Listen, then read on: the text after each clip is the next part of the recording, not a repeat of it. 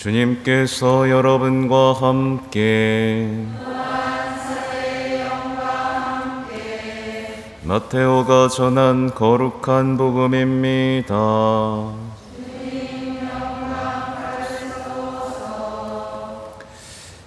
예수님께서 가이사랴 필립비 지방에 다다르시자 제자들에게 사람의 아들을 누구라고들 하느냐 하고 물으셨다. 제자들이 대답하였다. 세례자 요한이라고 합니다. 그러나 어떤 이들은 엘리야라 하고 또 어떤 이들은 예레미야나 예언자 가운데 한 분이라고 합니다. 예수님께서 그러면 너희는 나를 누구라고 하느냐 하고 물으시자 시몬 베드로가 스승님은 살아계신 하느님의 아드님 그리스도이십니다 하고 대답하였다. 그러자 예수님께서 그에게 이르셨다. 시몬 바르요나야, 너는 행복하다. 살과 피가 아니라 하늘에 계신 내 아버지께서 그것을 너에게 알려주셨기 때문이다. 나 또한 너에게 말한다. 너는 베드로이다. 내가 이 반석 위에 내 교회를 세울 터인즉 저승의 세력도 그것을 이기지 못할 것이다. 또 나는 너에게 하늘나라의 열쇠를 주겠다. 그러니 내가 무엇이든지 땅에서 매면 하늘에서도 매일 것이고 내가 무엇이든지 땅에서 풀면 하늘에서도 풀릴 것이다. 주님의 말씀입니다.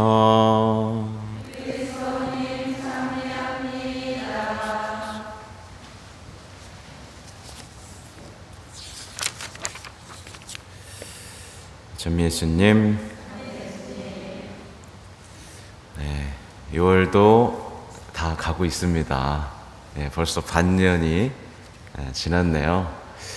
이게 6월이 지나고 나면 저는 개인적으로 이제 떠날 때를 생각합니다. 그러니까 6개월 했으니까 6개월 하면 이제 가잖아요. 이제 내가 정점을 향해서 달려왔다면 이제는 무엇으로 마무리하면서 이곳에서의 삶을 보낼까라는 생각을 하곤 합니다. 오늘은 베드로 사도와 바오로 사도를 함께 기념을 하죠. 정말 달랐던 분인데 같이 기념을 합니다. 그러니까 주님 안에서는 서로 다르고 서로 완전히 방향이 다른 것 같지만 하나 된 이들, 특히 교회를 정말 대표하는 두 기둥이잖아요. 그래서 한날 기도를 기념을 하는 거죠. 두 분은 좋아하실까요? 따로따로 해주지 왜 같이 해주는 거야? 이러실까요? 여러분도 배우자와 같이 기념되고 싶지 않으세요? 네, 대답은 생략해야겠습니다. 또 오늘 이제 사도행전의 말씀을 보면 이제 베드로가 감옥에 갇히죠. 그러자 교회가 끊임없이 기도했다라는 내용이 나옵니다. 말하자면 저승의 세력도 이길 수 없으리라고 예언된 이 교회 반석 베드로가 위기에 처하니까 교회가 모두 한 마음으로 일치돼서 베드로를 위해서 끊임없이 기도하는 정말 아름다운 모습이 펼쳐지고 있는 거죠. 이 모습이 오늘날에도 있어야 됩니다. 그렇죠? 사실 이들은요, 믿음을 포기하고 도망갈 수도 있었어요. 맞죠? 그리고 그저 슬퍼하면서 예수님께 불만을 터뜨릴 수도 있었습니다. 그렇죠? 또 베드로에게 책임을 떠넘길 수도 있고 서로를 탓하면서 완전히 갈라질 수도 있었습니다. 결정적으로 그들은 탓할 사람이 있었어요. 누구예요? 헤로데 임금. 그러니까 헤로데 임금에 대해서 저희 나쁜 놈 새끼 이러면서 비난하고 불평하면서 시간을 허비할 수도 있었죠. 그렇죠? 근데 어떻게 했어요? 하나가 되어서 끊임없이 기도를 했다는 이 사실, 예, 우리 공동체는 어떤 모습으로 살아가고 있는가를 돌아보게 만들죠. 네. 뭐 좀 잘못하면 탓하거나 불평하거나 분열되거나, 그죠? 그럴 수 있잖아요. 근데 이게 현실이죠. 오늘날의 많은 신앙인들이 기도하기보다는 뭐를 좋아해요? 불평하면서 비난하면서 시간을 소비하기를 좋아합니다. 그죠? 예를 들면 나 같으면 그렇게 하지 않을 거야, 이렇게. 네, 나 같으면 그렇게 안 해. 저 사람 때문에 다 잘못되고 있는 거야. 네, 저 사람만 없어도 돼. 네, 저 사람 빨리 갈아치우자. 이렇게 얘기하고, 또 한편으로는 이봐, 교회는 절대 변하지 않을 거야. 이렇게 단정 지어버리기도 하죠. 교회 어머니가 누구신지도 잊고 사는 거고, 교회를 누가 세우셨는지도 잊고 사는 불쌍한 신앙인의 모습입니다. 그죠? 신앙인은 이걸 굉장히 경계해야 됩니다. 미디어를 통해서 전염되고 있는 게 뭔지 아시죠? 미디어, TV만 켜면 나와서 사람들이 비난하고 불평하고 심판하고 책임지라는 얘기들이 계속 나오고 있죠. 그래서 뭐가 되나요? 아무것도 안 되죠. 그 전염병 같은 겁니다. 보면 볼수록 맞아, 비난해야 되는구나, 불평해야 되는구나, 그래야 뭐가 바뀌는구나 라고 생각하면서 그걸 고스란히 교회 안에 들어와서 주교님이 바뀌어야 돼, 주임 신부가 바뀌어야 돼, 뭐가 다 바뀌어야 돼, 서로 불만과 험단, 비난 속에서 교회를 스스로 무너뜨리는 이 현실을 우린 무섭게 직시할 수 있어야 됩니다. 그죠?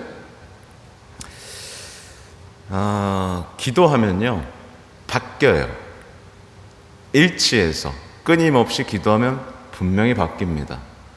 하느님이 마음을 움직이시고 천사가 활동하기 시작하잖아요.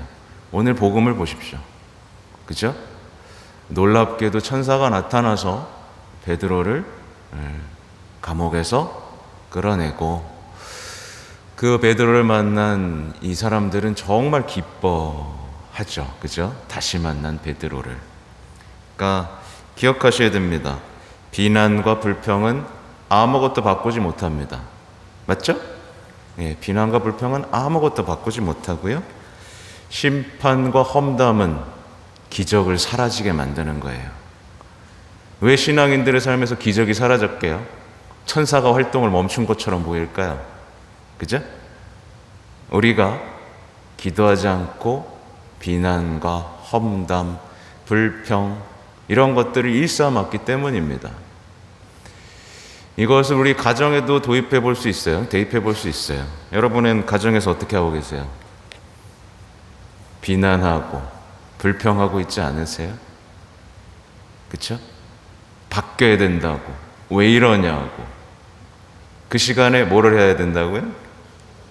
예, 기도를 해야 합니다. 모든 공동체에서 마찬가지예요. 그죠?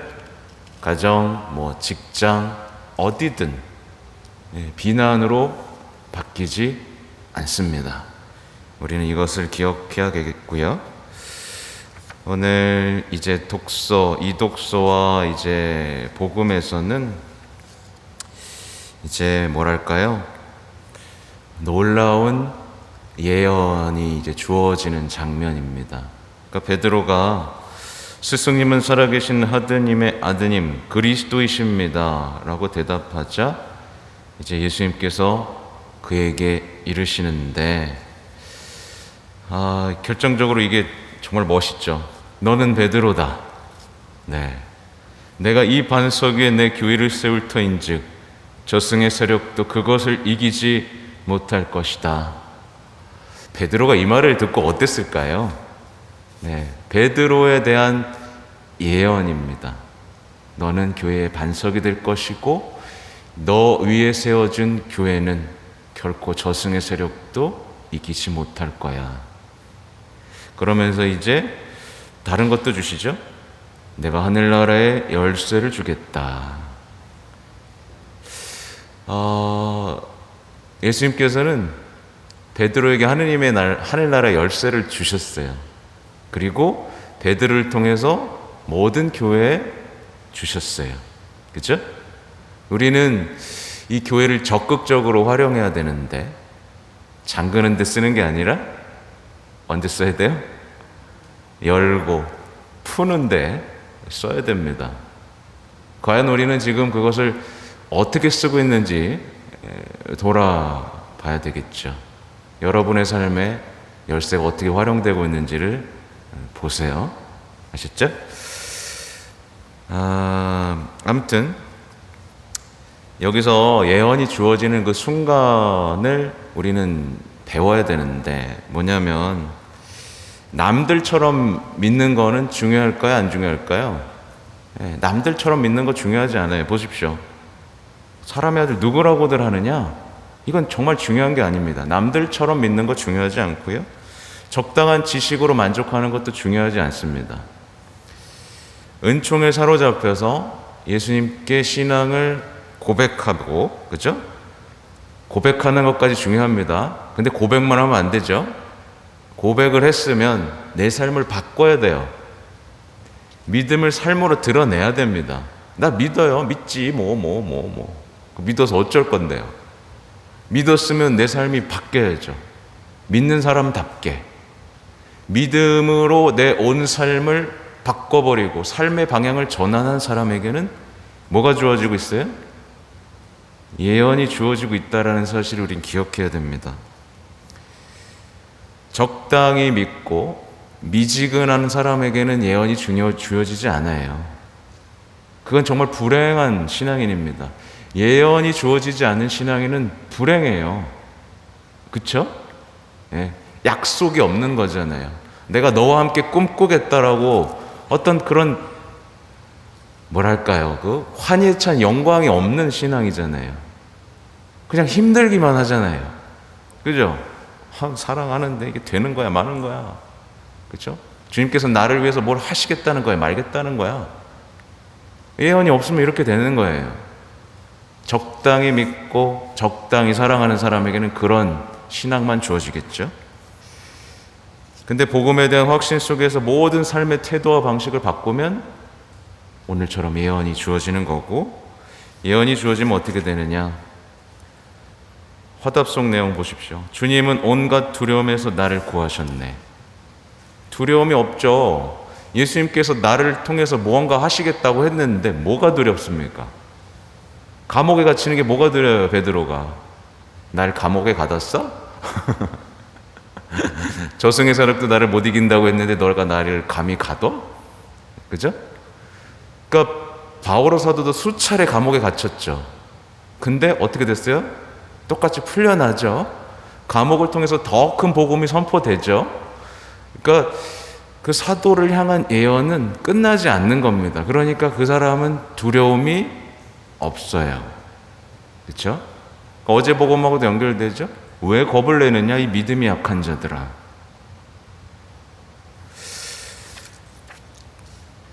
예언을 받고 예언을 살아내는 사람은 역사를 바꾸는 겁니다.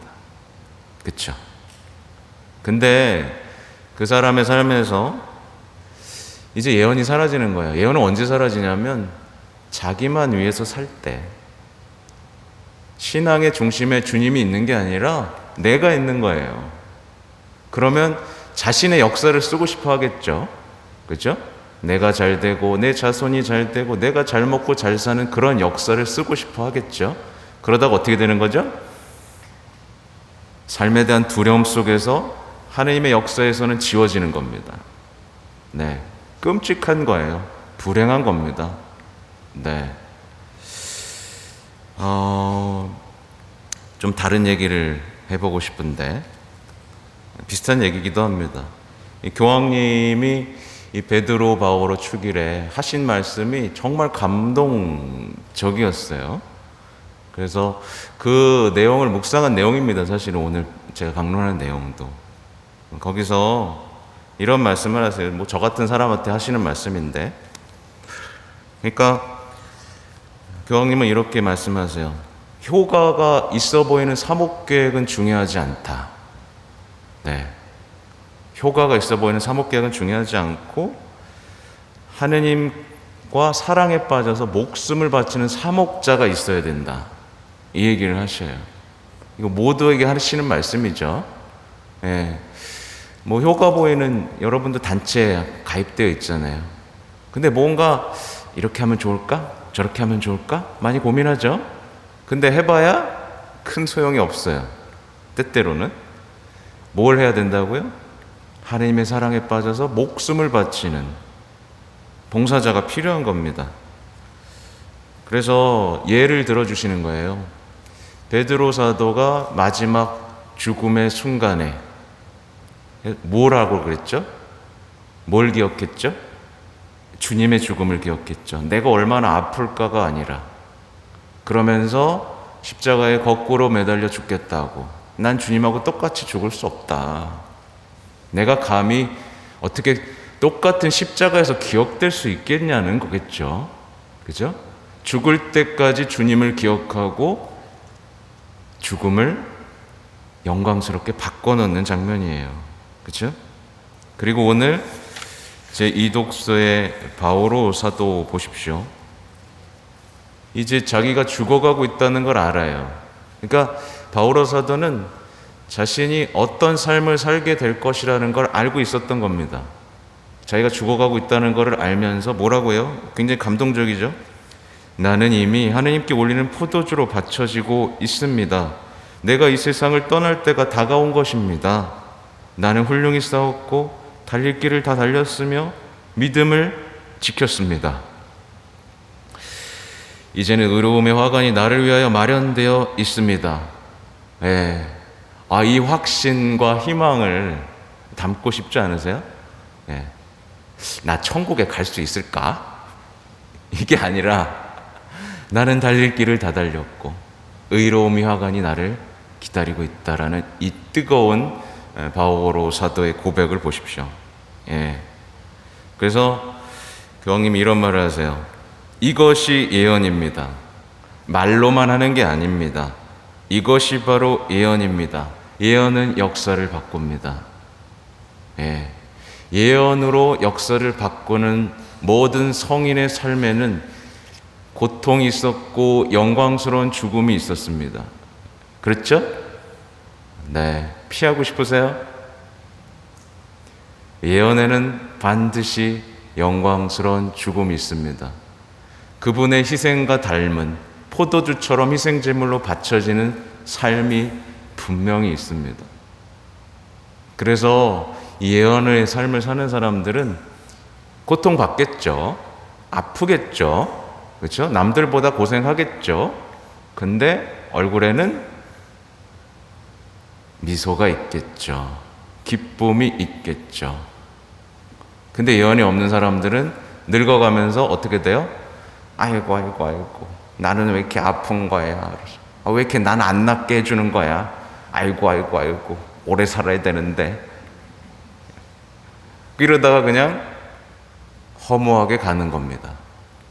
장례미사도 못하고 자식들은 다 외면해버리고. 그렇죠? 네. 그러나 예언이 있는 자에게는 우리 성모님께서 분명히 다가오실 것이고 회개할 기회를 주실 것이고 영광되게 주님 앞에 설 기회를 반드시 주실 겁니다. 자녀들의 마음을 돌이킬 것이고 자녀들을 통해서 다시 한번 아름다운 미사 속에서 내 생을 마치는 영광도 주실 겁니다. 그렇죠?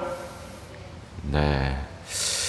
아무튼 바오로 사도는 예언한 대로 포도주로 바쳐지면서 또 우리 모두를 위해서 예언을 합니다. 보세요. 그러니까 그분께서 나타나시기를 애타게 기다린 모든 사람에게도 주실 것입니다. 아멘 해야죠. 그죠? 모든 사람에게 주실 겁니다. 그리고 바오로 사도가 체험한 그 기쁨을 우리에게도 주실 거예요. 뭐라고 해요? 주님께서는 내 곁에 계시면서 나를 굳세게 해주셨습니다. 네, 나를 통하여 복음 선포가 완수되고 모든 민족들이 그것을 듣게 하시려는 것이었습니다. 예, 여러분을 통한 소명 분명히 있고 여러분을 통해서 완수하고 싶으신 하느님의 뜻이 분명히 있습니다. 그걸 찾아내는 분들은 행복하죠. 보십시오. 이 말이 굉장히 인상적이죠. 주님께서는 앞으로도 나를 모든 악행에서 구출해 주시고 하늘에 있는 당신 나라에 들어갈 수 있게 구원해 주실 것입니다. 네. 그분께 영광이 영원 무궁하기를 빕니다. 아멘. 그렇죠? 그러니까 주님께서는 해 주십니다. 예언이 있는 사람에게는 해 주십니다. 악행에서 보호해 주시고, 그렇죠?